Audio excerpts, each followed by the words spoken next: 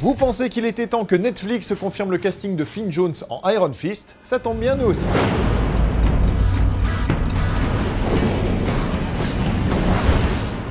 Un anti-héros va bientôt rejoindre l'univers DC au cinéma. Un projet d'adaptation autour du personnage de Lobo vient en effet d'être relancé. Alors qui est Lobo? Eh bien c'est un mercenaire et chasseur de primes vulgaire, il se fout de tout, il parle au lecteur, il flingue à tout va. Bref, en gros, vous l'avez compris, Lobo c'est un petit peu le Deadpool côté DC Comics, et il est comme lui très aimé par les fans. C'est même l'archétype du badass, capable d'en remontrer à Superman et au Martian Manhunter. Le mieux c'est qu'on laisse Lobo se présenter. Je m'appelle Lobo avec un L comme dans Laminé, O comme dans Oxyre, B comme dans Bousier et O comme dans... Oh là là, je vais te faire bobo, qu'est-ce que t'en dis? Alors je parlais d'un projet non pas lancé, mais relancé. Pourquoi? Eh bien parce que le projet Lobo remonte à 2009. À l'époque c'était confié à Guy Ritchie, et puis le projet était tombé aux oubliettes, pour revenir sur le devant de la scène 3 ans plus tard, confié cette fois-ci à Brad Peyton. Sauf que depuis le monsieur a fait du chemin, il a signé San Andreas, il s'attaquera bientôt à San Andreas 2 et à Rampage, avec Dwayne Johnson, et il pourrait même s'attaquer à Shazam. Du coup, Lobo risque de perdre son réalisateur, en revanche il a gagné un scénariste en la personne de Jason Fuchs qui vient de signer Wonder Woman, actuellement en tournage.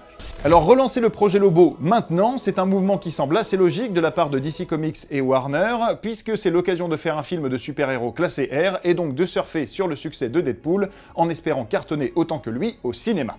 On attend désormais le nom de celui ou celle qui réalisera les aventures de Lobo, et surtout le nom de celui qui se glissera dans le costume de celui qu'on appelle aussi le mec plus ultra. On espère juste que ce sera pas Michel Blanc. Je suis le mec plus ultra. Toutes les filles sont dingues de moi.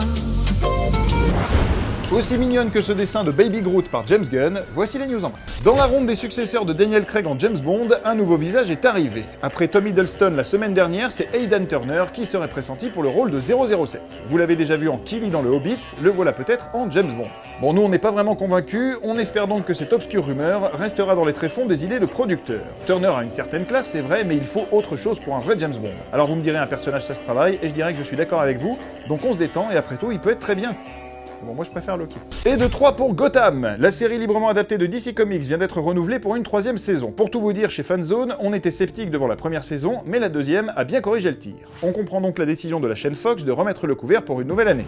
C'est la 3e série DC Comics à être renouvelée cette année, après Flash et Arrow.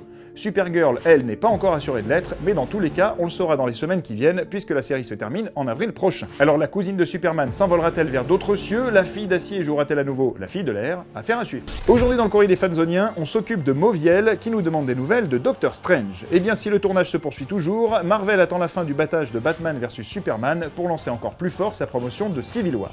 Pourtant, il y a quelques nouvelles, Chiwetel Ejiofor a parlé à Collider du ton du film et de comment il a eu le rôle du baron Mordo. En fait, il a vu les Gardiens de la Galaxie, il a trouvé ça génial, il a demandé à voir Kevin Feige pour lui dire « Je suis chaud pour n'importe lequel de vos films ». Et paf, ça fait du Doctor Strange. La vie est simple quand on connaît les bonnes personnes.